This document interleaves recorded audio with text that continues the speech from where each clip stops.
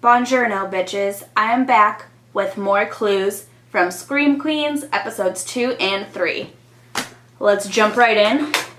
Episode 2, my main suspect right now is Chamberlain, the Candyman. He fits the description for what I think the baby of Bill would be. He's around the right age and race. Number 5 is alive. Hallelujah. I'm really liking her this season. I don't know why. I think I'm just tired of Chanel ganging up on her. Originally, I thought Dean Munch might have a revenge plan, but we actually find out that she was an accidental cannibal and has contracted a disease, which is why she put up the hospital. The hospital staff that originally committed malpractice against Bill and his family were murdered in 1986. So I'm not sure if it is the same monster, a different monster. I think just like we had last season with the Red Devil, the Green Meanie is going to be a team effort. Dr. Hoffel is also really suspicious. She seems moody, she has suspicious activity of spying on people, and she has prescription abuse. So we are definitely going to keep our eyes on her. I'm not feeling like it's Cassidy Cascade right now, at least not 100%, because he and Holt do have alibis for at least a few of the attacks.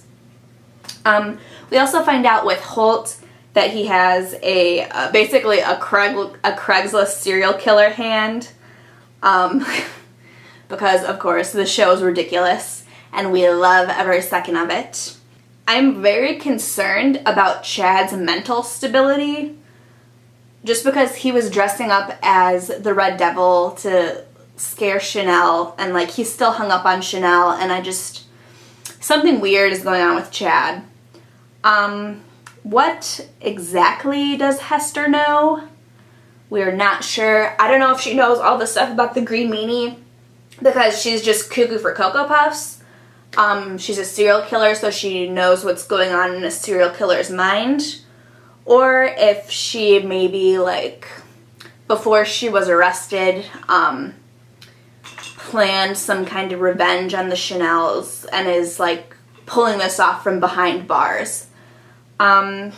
There's just a lot of things that we don't have quite answered yet. One more fun little thing is, I don't know, I'm just living for Chanel number 5 this season.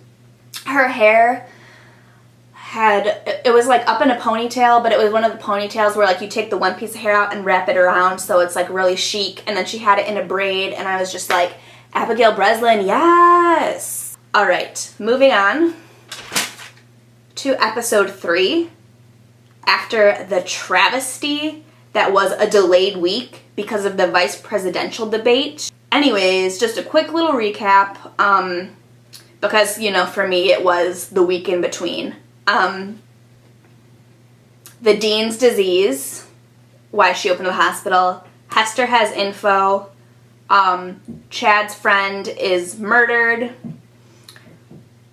I don't have the exact line written down, which is bad planning on my part, but there was something said about dumping bodies in the swamp to, preserve them, the swamp preserves the bodies or something. Oh yes, also, Chanel number 5's boyfriend was murdered, so sorry girl, you're so close. One of the motives is revenge against the Chanels, because it looks bad if there are murders where the Chanels are, just because of their past with the sorority and all that kind of stuff. Especially because the Green Meanie already had revenge, we find out. So what is really the purpose of these kind of attacks? It's either against the Chanels or someone who really does not want this hospital to reopen. Maybe because there are more secrets or something like that. Hester also notes that the killer is right in front of you, And at that point, Hester is right in front of them. So that goes back to my theory that maybe she's orchestrating some things behind the scenes. Or it could just basically mean, like, it's so obvious. Then there's the whole Chad versus Brock Holt thing. And there's the ultimatum of the crazy psycho killer hand. And the Ezra nurse, Lynn, was the lone survivor of the 1986 attacks. And he gives the information that it was a woman's voice, but our main characters kind of think that it may be a male because he is 6 feet tall. They also come up with some suspects, which again, that makes me think it's like a team effort thing. The main suspects that they have for the baby, because again, you know, it was the baby in the bathtub, it's going to be Bill's baby doing something, are Chamberlain, Cassidy, and Chad. The thing with Cassidy is, why is he always cold? He's 61 degrees. He thinks he's dead, but his story really does not make sense. And he just... Scream Queens really has not gone into supernatural territory. So I don't think he's going to be undead. There's just like weird shit going on with him, you know? Also, number 5, I feel like, again, she's the smartest. I'm just so in love with her this season. She brings up, what if the guy that was thrown into the swamp never really died? Which is kind of what I thought in the beginning. And she said something, because they think it is a woman, what if he was potentially transgender? And that makes me kind of look at Nurse Hoffel, because she is taking the pills.